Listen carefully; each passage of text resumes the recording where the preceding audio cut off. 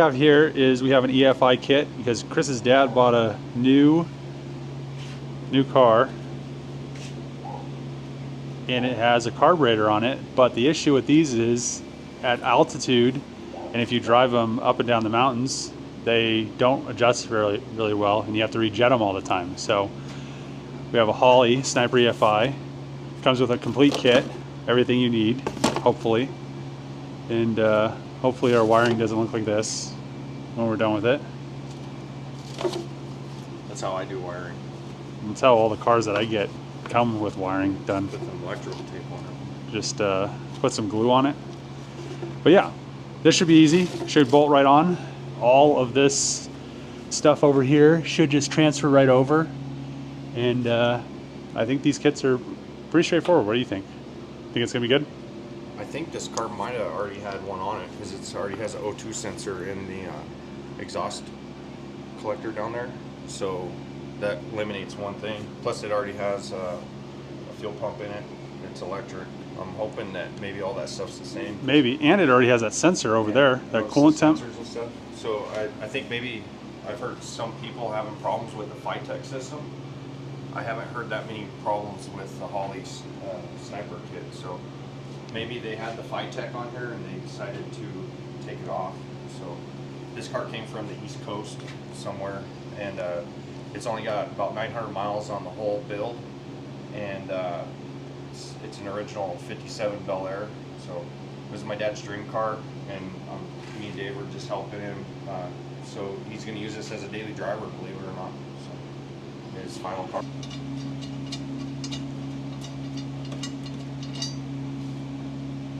This engine in this car is just pretty much a standard 350 crate engine. Nothing fancy. It sounds like it has a cam in it. It's got exhaust, stuff like that. Nothing too radical. You could probably still use metric. See, look at that 10 doing work. This is the standard, man. Look, 7/16, brother. Dave don't like standards. I don't know why.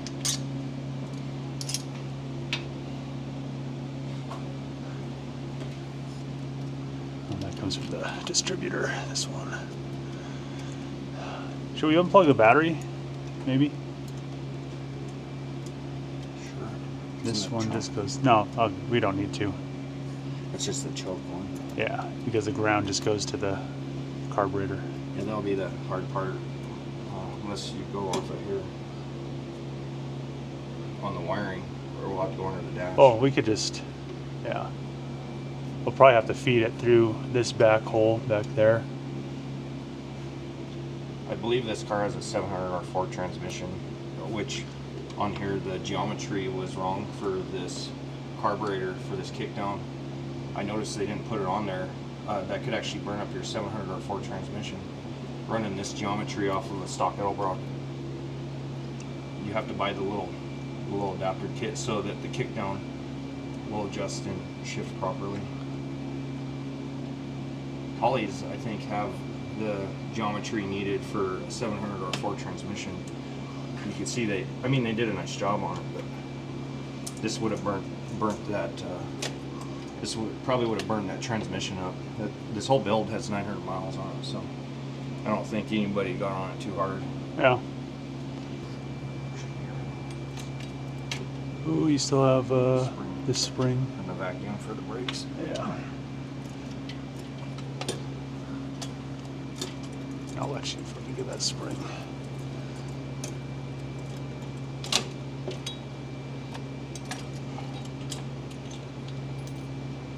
There's some fuel in there. Take it off. I think it goes the other way. Well, bam.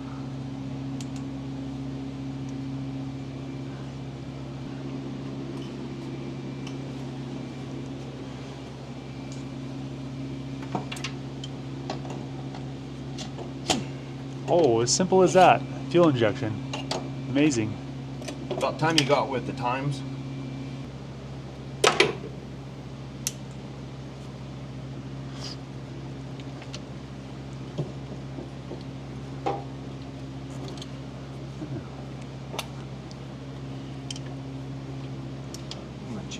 plug wires and put some built ones that fit right with some.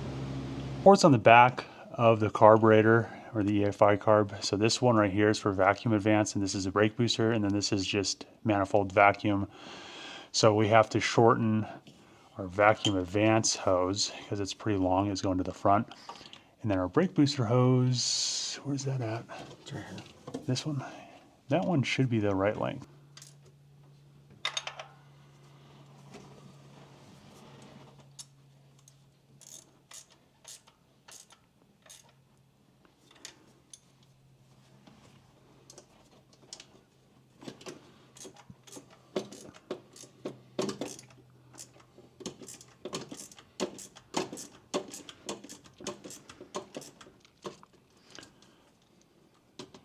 The wiring part, it's pretty simple. All you do is they give you a package of wiring. It already has the relay and the fuse all wired in. So you just plug this end in, make your connections on the back end to the battery positive and negative, and a few things go into the car.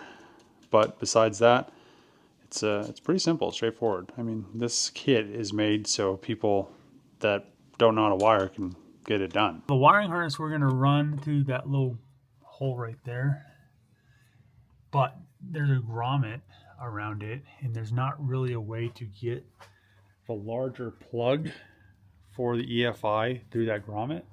So I just depinned everything, kind of rerouted the wiring. So all of these wires, so we have a power, a ground, and then the pink wire's 12-volt switched ignition, and then this blue wire right here is for the fuel pump. But all these wires wouldn't go through if they were connected, and then all of this harness will be in the car instead of being in the engine bay, so it'll look a lot cleaner. So hopefully we can get all this stuff kind of routed so you can't really tell that it's in there. Yeah, there you go.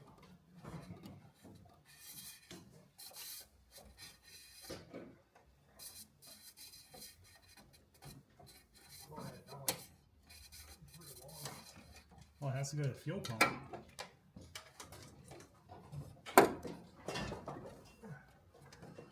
Be careful with those though. You're kind of hold on. You're trying to push it through wires. Hold on. Go. Here. Just let me pull it. Just here, you're still got some. There we go. Hold on. This one's caught. Hold on, this one's caught. There we go. That's good. You don't need to go super far.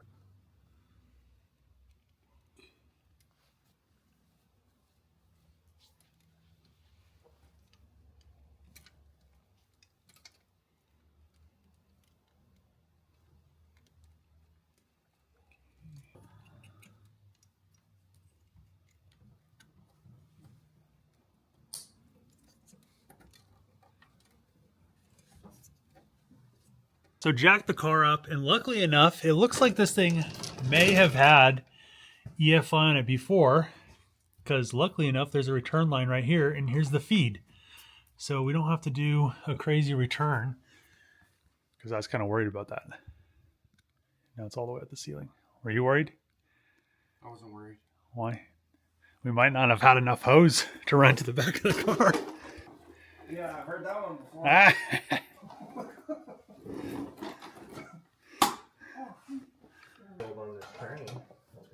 Here's another hose. Boats and hose.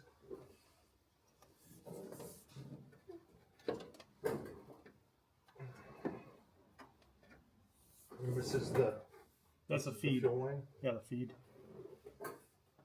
That's the one that goes to the fuel pump. Yeah, they ran that one. This is the fuel line right here, right? Yeah. Well, there's a hose clamp on there, so don't rip it out because it's against the firewall.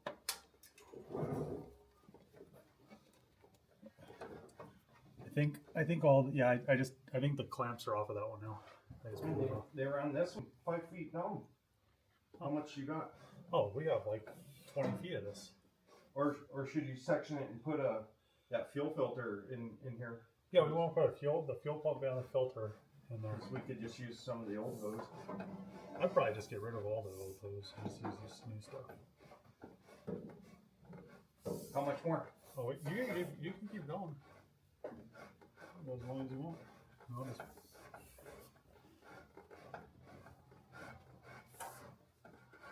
Okay, hold on. Let me connect this down the other side. It's kind of...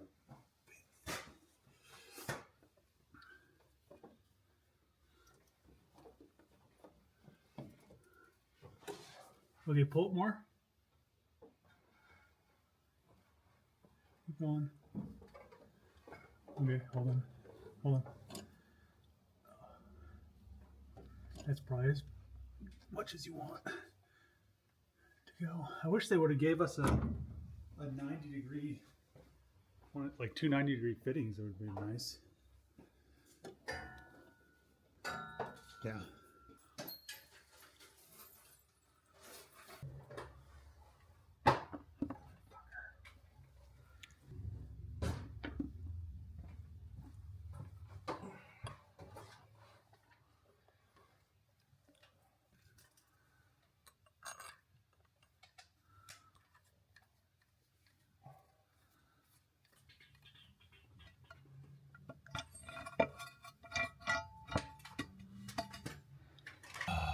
Okay, you got a wizard.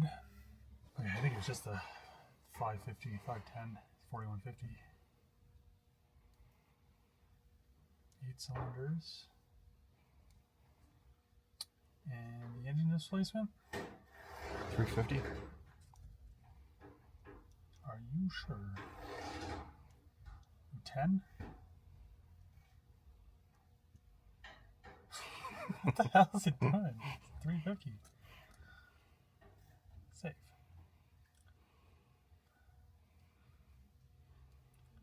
Target idle speed 850. 50. So we'll just do street strip camshaft because you said it sounds, or stock mild. What do you think? That's fine. What did it sound like? Does it sound like a street strip? No, Okay. just mild. Okay, no nitrous. Not yet. Okay, RPM, sniper trigger type. What was this distributor called? HEI.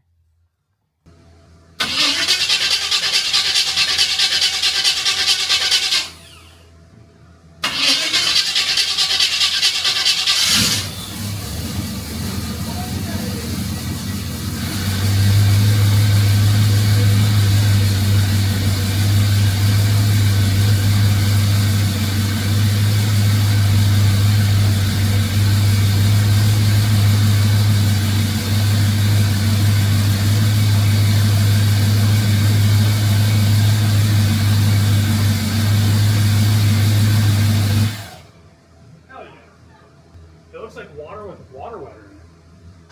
Okay, tester. I bet you that.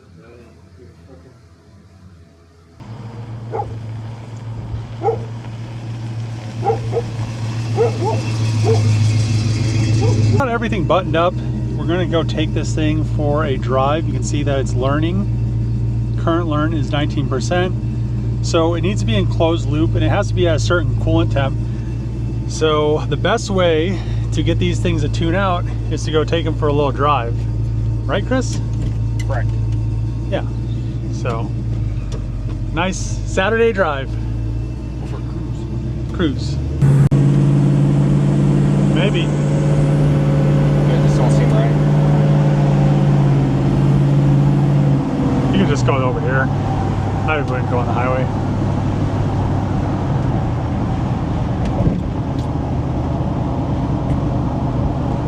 Other than that, it drives pretty nice.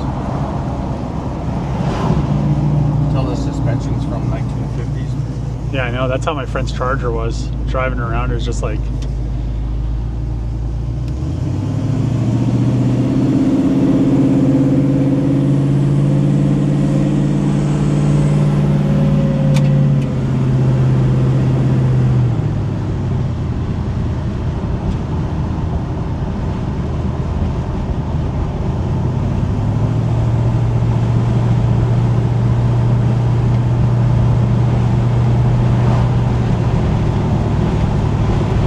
Yeah, bars are good.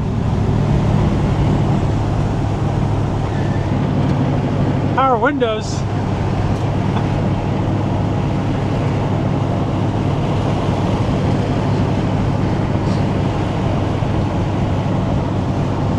Look at that. Put a nice. It's actually got air conditioning. Got a chip? Huh? Yeah, I don't know where that came from. It was maybe when I was in there doing something. I don't know, because it wasn't in there. Interesting. Go to like some scenic place. It'd be cool, like lift the hood and do a walk around in a car. Yeah. All that, and then.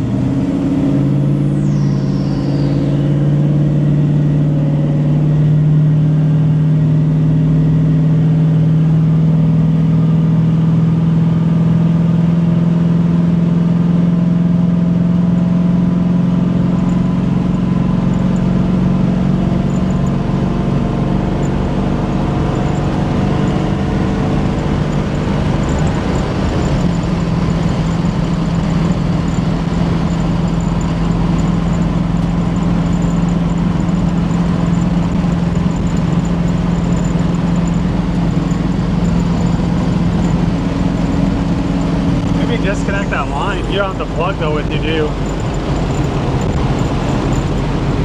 have the plug with me? Probably not. I don't have anything in